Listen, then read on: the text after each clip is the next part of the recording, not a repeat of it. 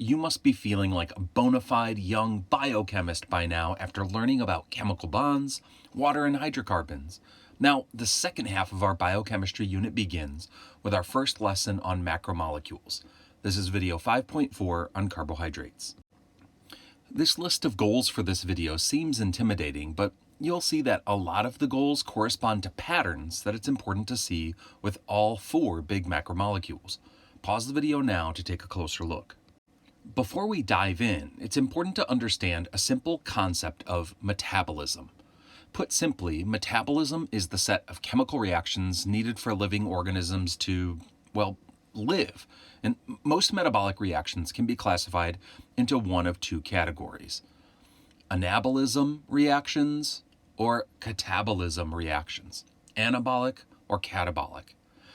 Anabolic reactions are reactions that build molecules. Monomer pieces are stuck together to make larger molecules called polymers. And the opposite reactions are catabolic reactions, where larger polymers are broken down into smaller monomers. A big chunk of understanding macromolecules is understanding how macromolecules are built with anabolic reactions and broken down with catabolic reactions. Let's look more closely at the anabolic reactions that build polymers. The type of anabolic reaction that builds all of our macromolecule polymers is a dehydration synthesis reaction, which is also known as a condensation reaction. Now, before you let these fancy words intimidate you, it's important to know that there's actually good information in these reaction names. Check it out. Here you can see a small two-piece polymer that's having a third piece added. And since we're building a bigger molecule, this is an anabolic reaction. But look what happens. A hydrogen is removed from the end of the existing polymer, and a hydroxyl group, OH, is removed from the end of the monomer that's being added. Then the hydrogen and the hydroxyl group join to make this water molecule over here. You'll also notice that a bond formed between these substances right here. The bond formed by a dehydration synthesis reaction is a covalent bond, so we know that this is a strong bond that's going to form. Anyway, the reaction takes water out, and that's why it's called a dehydration reaction. And synthesis means to build, and so dehydration synthesis is taking water out to build something. See how that name is helpful? Now, it'll be important later on to understand that dehydration synthesis reactions require enzymes and energy, so might as well mention that now. Now let's look at the opposite reaction. Breaking a polymer into its simple monomer pieces requires a catabolic reaction called hydrolysis. And hopefully you notice the hydro prefix in that word, and that's fitting because this reaction requires water. In the case of a hydrolysis reaction, a water molecule is split into a hydrogen and a hydroxyl group. The hydrogen is added to one part and the hydroxyl group is added to the other part, allowing this polymer to split into its constituent parts. We'll learn that the word root lysis means to split, right? Just like glycolysis in cellular respiration splits glucose. So the name of the reaction, hydrolysis, means using water to split. Cutting a chemical bond actually releases the energy that's stored in the bond, but this reaction still requires an enzyme, a concept that we'll tackle in a future unit. The important thing to know now is that polymers of all four macromolecules are built using dehydration synthesis and broken down using hydrolysis. Now that we have those reactions straight, let's get into carbohydrates. Carbohydrates are macromolecules composed of our sponge elements carbon, hydrogen, and oxygen.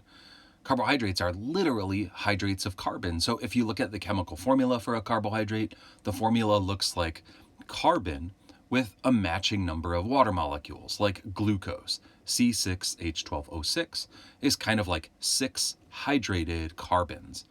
Functionally, carbohydrates are well known as a readily available energy source. In plants, the carbohydrate cellulose makes up most of the cell structural components. And finally, carbohydrates are often used to make carbon backbones that are used to build other macromolecules.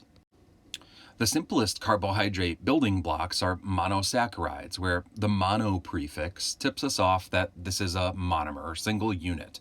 And you can see some examples in this diagram, like the famous glucose and fructose. Even though these sugars differ in their length and where this C double bond O is, hopefully you'll notice some patterns about the arrangement of the carbon backbone and hydrogens and hydroxyl groups. One cool thing that longer carbohydrates can do is fold over on themselves and form a ring instead of just existing as a straight chain. Here's glucose as a straight chain and glucose as a ring. And one thing that I want you to see is that to make molecules easier to draw, biochemists often use a shorthand and leave the carbons out of the drawing. So over here, notice that this is the same ring structure as over here. It's just easier to understand without all of the carbons. And it's assumed at each one of these unlabeled points, there's a carbon there. So let's take a closer look at some of those patterns that help us identify carbohydrates. Did you notice that most of the names end in ose on all of these carbohydrates? Sure, there's some exceptions like glyceraldehyde, but if you see ose, we're definitely talking about carbohydrates. Next, check out the structural patterns. Regardless of if the carbohydrate is a linear chain or a ring structure, most of the carbons have a hydroxyl OH group on one side and a hydrogen group on the other. Check it out, it's all over the place. Moreover, you see just carbon, hydrogen, and oxygen as the atoms in the carbohydrates, and the amount of carbon and oxygen are roughly the same, with about double the number of hydrogen atoms as carbons. Last of all, we'll see other macromolecules with ring structures, but if the ring structure contains only carbon, hydrogen, and oxygen, you're looking at a carb. All right, now that we have that straight, let's look at some more complex carbohydrates. Cells can take two monosaccharide units and join them together to make a disaccharide. The most famous examples are sucrose, with glucose and fructose joined together, and that's table sugar, and lactose, which is milk sugar. Monosaccharides can be linked in much longer chains called polysaccharides, and good examples of polysaccharides that we'll learn more about in this video are starch, glycogen, and cellulose. Joining those monosaccharides into chains uses the same chemical reaction we were talking about, the anabolic building reaction of dehydration synthesis. Here you can see the hydroxyl group of one glucose combining with the hydrogen group of another glucose. Pulling that water molecule out forms a covalent bond between the two glucose monosaccharides and makes a maltose disaccharide. One important thing to note here is that the covalent bonds made by dehydration synthesis reactions actually have different names depending on which type of monomers are being linked together. Since here we're linking together two monosaccharides to make a disaccharide, we call this type of covalent bond a glycosidic bond. Write that down. You can get a glimpse into how efficient living things are just by looking at how organisms can create different polysaccharides with different properties just by putting glucose together in different ways. Now, the benefits of making polysaccharides is that these polymers take very little energy for an organism to make, and they're reversible, so polysaccharides can always be broken down into glucose monomers if those glucose monomers are needed later on. As for the different functions of these glucose polysaccharides, there are structural glucose polysaccharides like cellulose and chitin, and storage glucose polysaccharides like starch and glycogen. What these polysaccharides are storing is energy. Like I said, all four of these polysaccharides are built from the same one building block, glucose, just put together in different ways. Check out the difference between starch, also called amylose, and glycogen. Structurally, starch is a linear chain of glucose molecules. Each of these green hexagons is one glucose monomer. Sure, the chain is spiraled to help that chain fit into plant cells better, but the chain is still a straight chain. In contrast, glycogen is a long chain of glucose molecules that has a whole bunch of branches. Now, starch is the carbohydrate, energy storage molecule in plants, and glycogen can store a lot of glucose energy in the muscles and liver of animals like us. Organisms can also get more versatility out of glucose just by flipping one hydrogen hydroxyl pair around one carbon. And check out carbon number 1 over here and over here. Both of these molecules are glucose, but the alpha form of glucose has H on top and OH on bottom. And if H and OH are flipped, you get beta glucose. Alpha and beta glucose are called isomers. An isomer is when you have the same chemical formula, but just a different arrangement of the atoms. Having the H and OH put together this way allows formation of different types of glycosidic bonds. Let's check it out. When alpha glucose isomers are joined by dehydration synthesis, you get starch. However, when beta glucose isomers are joined together, you get cellulose.